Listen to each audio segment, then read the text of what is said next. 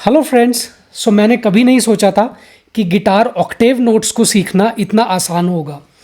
And इस video में मैं आपको बताऊंगा सबसे आसान तरीके ऑक्टेव नोट्स को गिटार फ्रेटबोर्ड पे फाइंड करने के। एंड इसके साथ ही बताऊंगा इसके बेनिफिट्स और इसके फ़ायदे क्या हैं। सबसे पहले शुरू करते हैं बिल्कुल बेसिक से, जो कि ये टर्म ऑक्टेव आया है लैटिन वर्ड ऑक्टवा से, जिसका मतलब होता है एट्थ बोले तो जैसे हमारे जो नेचुरल नोट्स होते हैं वो 7 नेचुरल नोट्स होते हैं, राइट। जैसे C D E F G A B और B के बाद फिर से शुरू हो जाता है C। तो अगर मैं पूरे नोट्स काउंट करूं जैसे C D E F G A B, तो C से लेकर B तक कितने 7 नोट्स हो गए। और B के बाद अगर C नोट फिर से रिपीट करना है तो वो 8th नोट होगा। लेकिन ऑक्टेव में जो ये डिस्टेंस है, राइट, फर्स्ट नोट जो आपका C है, फिर उसके बाद जो दोबारा से C आएगा उसका डिस्टेंस, मतलब सेम नोट्स ऑन हायर और लोअर पिच। लोअर पिच मतलब थोड़ा धीरे से आवाज़ आ रही है, ज़्यादा तीखी आवाज़ नहीं है। एंड हाई पिच का मतलब हो गया कि काफ़ी तीखी आवाज़ आ रही है। फॉर एग्जाम्पल जैसा मेरी फर्स्ट स्ट्रिंग है E, राइट, E मेरी स्ट्रिंग है, सो ये E नोट है। अब इसका ऑक्टेव बोले तो E के बाद दोबारा E कब आएगा, 7 नोट्स के बाद, 7 नेचुरल नोट्स के बाद।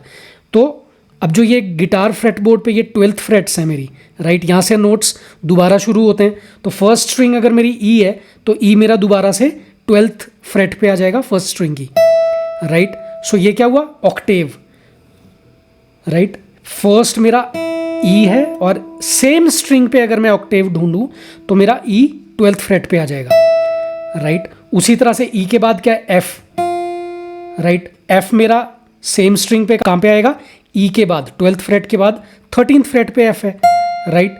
उसी तरह से 12th फ्रेट के बाद मेरे यहाँ पर सारे नोट्स रिपीट हो रहे हैं। तो मेरा ऑक्टेव्स भी यहाँ पे हर स्ट्रिंग का और या हर नोट का ये 12th फ्रेट्स के बाद मेरे ऑक्टेव्स शुरू हो जाएंगे। तो ये मेथड तो था first method on same string. अब इसके बाद सेकंड मेथड क्या है ऑक्टेव ढूंढने का। फॉर एग्जाम्पल मेरा टॉप की स्ट्रिंग जो मेरी 6th स्ट्रिंग है, 6th स्ट्रिंग का 5th नोट ये मेरा क्या है, A, राइट। अब इसके बाद ऑक्टेव, सेम स्ट्रिंग पे नहीं देखना है ऑक्टेव। अब मैं दूसरी स्ट्रिंग पे मेरा ऑक्टेव कहाँ होगा, ऑक्टेव होगा एक स्ट्रिंग छोड़ के, मतलब 2 स्ट्रिंग्स डाउन मतलब 1 स्ट्रिंग डाउन मेरी आ गई 5th string, and 2 string second string down मतलब ये 4th स्ट्रिंग पे A कहाँ पे होगा, A मेरा था यहाँ पर 5th फ्रेट पे। तो इसका 2 स्ट्रिंग्स डाउन में के बाद आगे 2 नोट्स आगे, मतलब 1 नोट और 2 नोट, ये फर्स्ट फ्रेट सेकंड फ्रेट, ये यहाँ पर A आ गया। तो पैटर्न क्या रहा इस तरह से।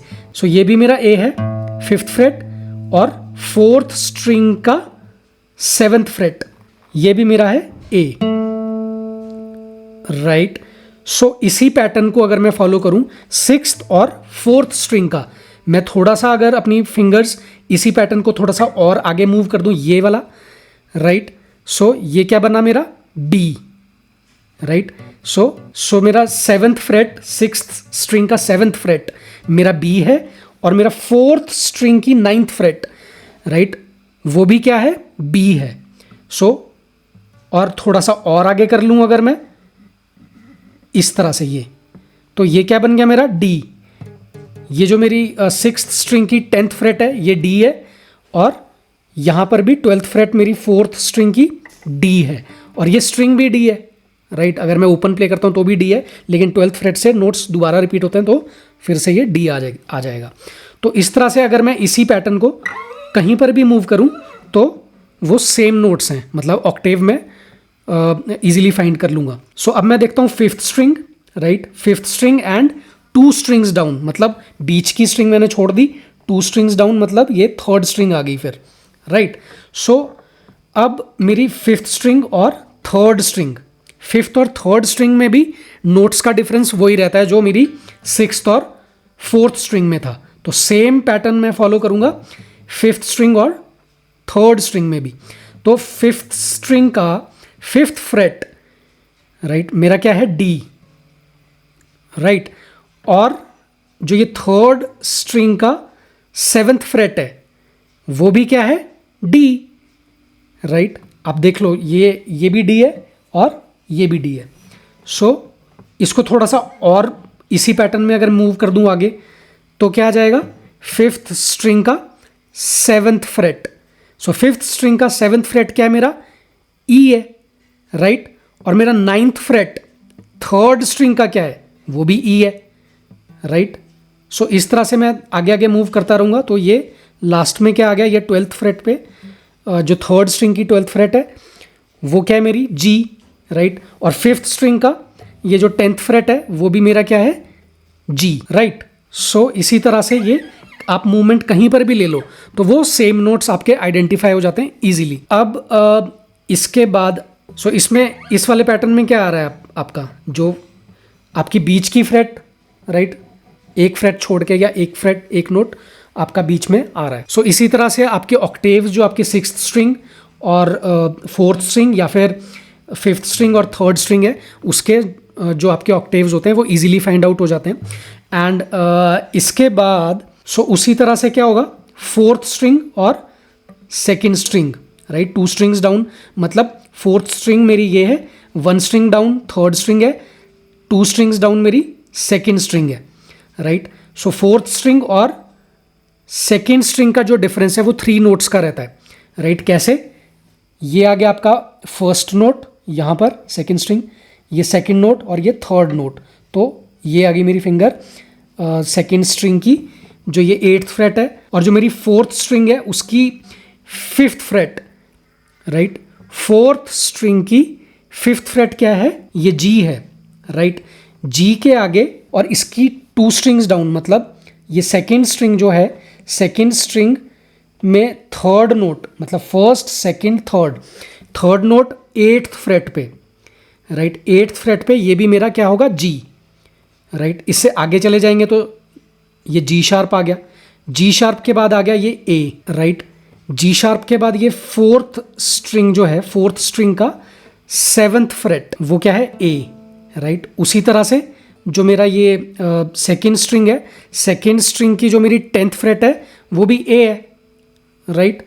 और थोड़ा सा और आगे मूव कर लूँगा तो मेरी ये 4th स्ट्रिंग की 9th फ्रेट जो है वो है मेरी बी, राइट। और 2nd स्ट्रिंग जो है, 2nd स्ट्रिंग की 12th फ्रेट वो भी बी है, राइट।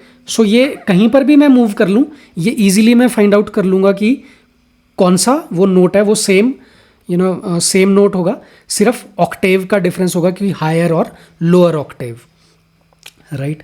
ये हाई पिच या लो पिच। इसी तरह से हम देखेंगे 3rd स्ट्रिंग और 1st स्ट्रिंग, उसमें भी सेम पैटर्न फॉलो होता है। जैसे कि मेरा जो 3rd स्ट्रिंग है, 3rd स्ट्रिंग की 5th फ्रेट वो क्या है मेरी, सी, राइट। और उसी तरह से 1st स्ट्रिंग की 8th फ्रेट वो भी क्या है, सी, राइट। तो ये बीच में 3 नोट्स का डिफरेंस है। और ये मेरा लो ऑक्टेव का सी है, राइट। और हायर ऑक्टेव का सी मेरा कहाँ आ गया, 1st स्ट्रिंग की 8th फ्रेट पे, राइट। और इसको मैं थोड़ा सा आगे और मूव कर लूँगा तो ये इस तरह से आ जाएगा ये।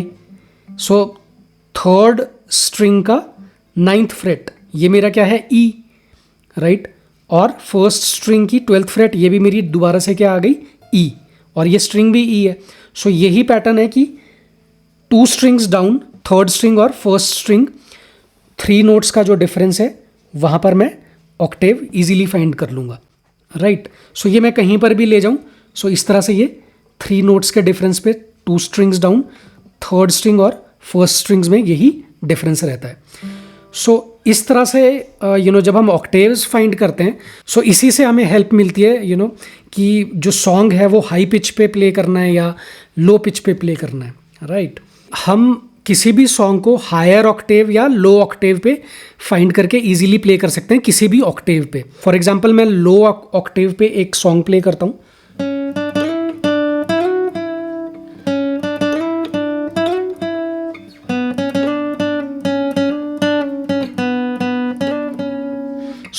ये सॉन्ग प्ले किया मैंने कहाँ से, 3rd स्ट्रिंग में ये जो 6th फ्रेट है ये क्या है, C sharp, right, C sharp है, सो सी शार्प से फिर डी, ये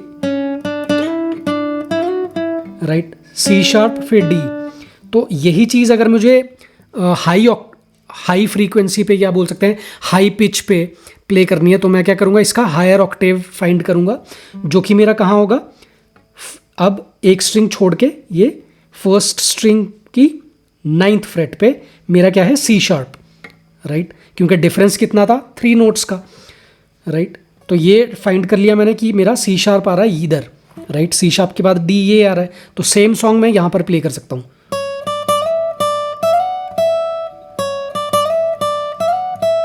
राइट, राइट, सेम चीज़ मैंने यहाँ प्ले की थी, राइट।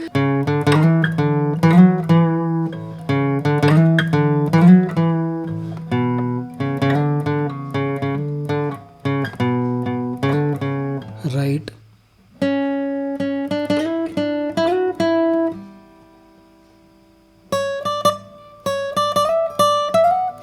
सो ये इजीली हम फाइंड आउट कर सकते हैं अगर हमें पता हो कि ऑक्टेव्स कहाँ कहाँ पर हैं।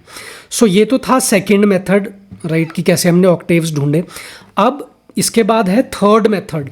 थर्ड मेथड में क्या करना है कि सिक्स्थ स्ट्रिंग का 5th फ्रेट, ये है आपका ए, राइट।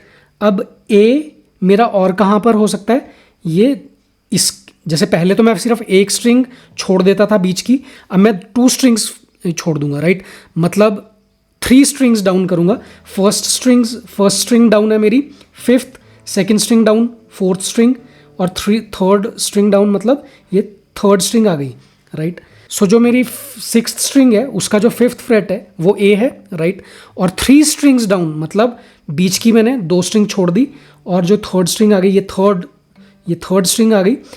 सो 3rd स्ट्रिंग और 6th स्ट्रिंग, राइट, इसमें क्या डिफरेंस होता है अगर मैं बैक नोट्स करूं, मतलब कितने नोट्स पीछे, सो 3 नोट्स पीछे, मतलब first note, second note and third note. So 3 notes पीछे 3rd स्ट्रिंग का, राइट, 3rd स्ट्रिंग का ये वाला, ये यहाँ पर ये जो सेकंड फ्रेट आ गई, ये भी ए है, राइट। सो ये डिफरेंस रहता है कितने, 3 नोट्स पीछे। सो 6th स्ट्रिंग और 3rd स्ट्रिंग, इसमें डिफरेंस है 3 नोट्स पीछे का। और उसी तरह से अगर मैं ये बिल्कुल आगे ले जाऊं यहाँ पर यूं इस तरह से, तो ये क्या आया, यहाँ पर मेरा ई नोट है 12th फ्रेट, राइट, और जो मेरा 3rd स्ट्रिंग है, 3rd स्ट्रिंग की 3 नोट्स पीछे 9th फ्रेट, राइट। सो 9th फ्रेट मेरी क्या है, ई है। तो बोलने का मतलब यही है कि जो मेरी 6th स्ट्रिंग है और जो मेरी 3rd स्ट्रिंग है उसमें डिफरेंस रहता है 3 नोट्स पीछे का, मतलब जो बीच की दो फ्रेट्स हैं वो आप ब्लैंक छोड़ दो और इस तरह से पकड़ लो, तो ये सेम नोट्स ऑक्टेव आप फाइंड कर लोगे इजीली। फॉर एग्जाम्पल जैसे 6th स्ट्रिंग जो है मेरी, 6th स्ट्रिंग का अब ये कौन सा नोट है, 7th नोट है, राइट। 7th नोट मेरा कौन सा है, बी, राइट, बी है। और जो मेरी 3rd स्ट्रिंग है, 3rd स्ट्रिंग का ये 4th फ्रेट, राइट, ये बीच के 2 फ्रेट्स मैंने छोड़ दिए, तो 4 नोट्स पीछे ये 4th फ्रेट मेरा कौन सा, ये भी बी है। तो आप इस पैटर्न को कहीं पर भी मूव कर लो गिटार पे, वो आप सेम नोट्स इजीली फाइंड कर लोगे। एंड ये तो था डिफरेंस 6th और 3rd स्ट्रिंग का। उसके बाद डिफरेंस देख लेते हैं 5th स्ट्रिंग का और 2nd स्ट्रिंग का। अब 5th स्ट्रिंग और 2nd स्ट्रिंग का जो डिफरेंस रहता है वो रहता है 2 नोट्स का, मतलब बीच की एक फ्रेट आप छोड़ दो और पकड़ लो। जैसे फॉर एग्जांपल मैंने पकड़ी है ये 5th फ्रेट, आपकी 5th स्ट्रिंग की 5th फ्रेट, और 2nd स्ट्रिंग की 3rd फ्रेट, राइट। सो ये नोट्स सेम है। अब ये जो 5th स्ट्रिंग है, 5th स्ट्रिंग का 5th फ्रेट, ये कौन सा नोट है, ये है डी, राइट। और जो मेरा 2nd स्ट्रिंग 3rd फ्रेट है वो है डी। सो ये सेम नोट आ गया, सिर्फ ये हाई नोट और लो नोट का डिफरेंस है, मतलब हाई पिच और लो पिच साउंड प्रोड्यूस होगी। सो उसी तरह से आप कहीं पर भी चले जाओ, राइट, किसी भी फ्रेट्स पे सिर्फ एक फ्रेट छोड़ देना, मतलब टू नोट्स पीछे जो आपकी 2nd स्ट्रिंग है उसका उसमें आप 2 नोट्स पीछे छोड़ देना कंपेरेटिव टू आपकी जो 5th स्ट्रिंग है। तो कहीं पर भी चले जाऊँ, फॉर एग्जांपल मैं यहाँ पे आ गया, ये मेरा 12th फ्रेट है 5th स्ट्रिंग का। सो ये क्या है, ए, राइट। और ए नोट मेरा और कहाँ है, जो ये 2nd स्ट्रिंग है, 2nd स्ट्रिंग की 10th फ्रेट, 11th फ्रेट मैंने छोड़ दी बीच वाली, राइट। सो ये भी कौन सा है, ए नोट है 2nd स्ट्रिंग का 10th फ्रेट। सो ए के बाद क्या आता है, ए शार्प, ए शार्प के बाद बी। सो बी आपका फिर से रिपीट हो गया 2nd स्ट्रिंग पे 12th फ्रेट से, राइट। उसी तरह से मैं क्या करूंगा, मेरी जो 4th स्ट्रिंग है और 1st स्ट्रिंग है, राइट, उसमें कैसे देखेंगे हम, उसमें भी सेम रहेगा। कितने नोट्स का डिफरेंस, 2 नोट्स पीछे।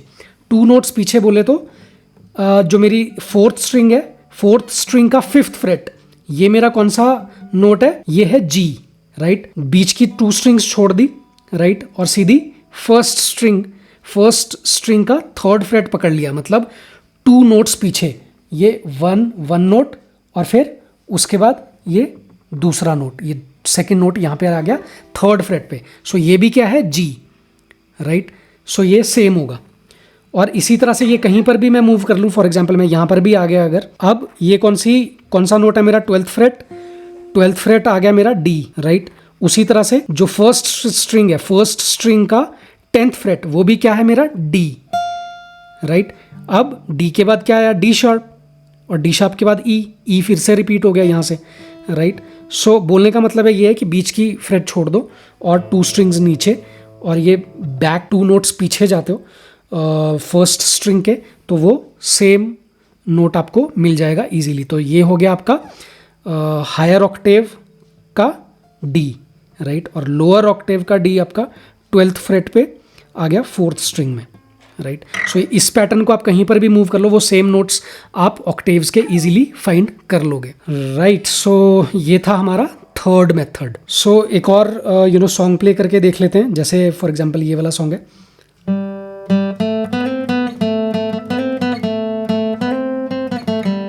सो ये क्या प्ले किया हमने, आपकी जी स्ट्रिंग से प्ले हो रहा है, जी मैंने ओपन प्ले की, फिर उसके बाद 1 फ्रेट छोड़ के यहाँ पे 2nd फ्रेट, राइट, मतलब जी के बाद जी शार्प और फिर ए, जी ए,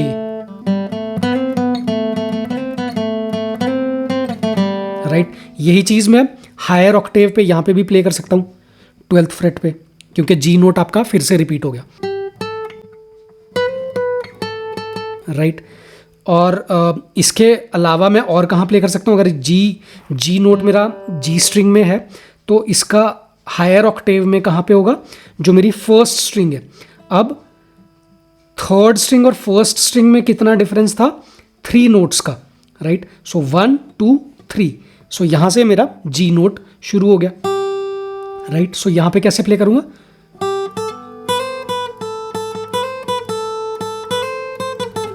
राइट, जी ए, जैसे आपका ऊपर था ये जी ए, राइट। सो इजीली हम फाइंड आउट कर सकते हैं ऑक्टेव्स पे, डिफरेंट ऑक्टेव्स पे हम सॉन्ग प्ले कर सकते हैं।